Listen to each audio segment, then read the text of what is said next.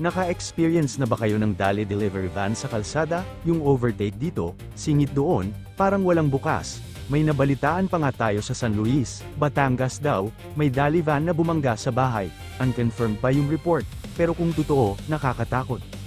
Pero bago natin husgahan yung mga driver, alamin muna natin bakit sila nagmamadali.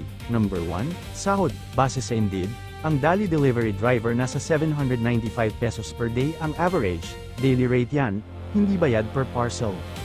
Ang problema, quota system, isang Dali van, 80 to 150 drops sa isang araw, 8 to 10 hours lang ang shift, kung compute mo, 100 drops in 10 hours, 6 minutes lang per stop, kasama na dyan yung drive, baba ng item, pirma ng customer, tapos balik sa van.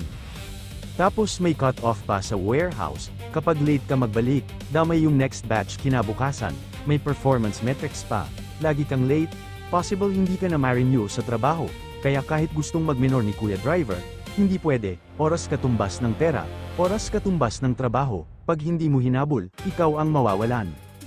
Hindi excuse yung reckless driving, pero yan yung sistema, same lang din sa J&T, Shopee, at Lazada, volume game lahat, dami ng Dali store, dami ng deliver, pero konti lang ang oras at tao. Tapos dagdag mo pa yung traffic sa Batangas, Cavite, at Laguna, kung hindi ka didiskarta, aabutin ka talaga ng gabi sa daan.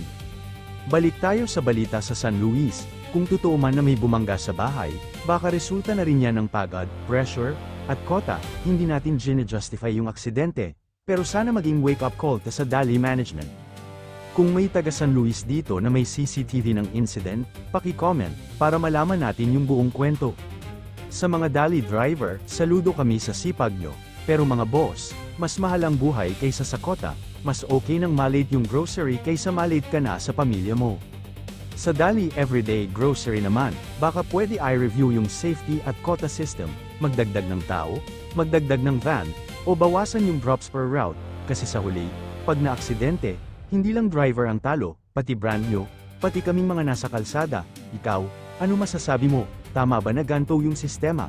O dapat nang baguhin? Comment mo sa baba. Drive safe sa lahat.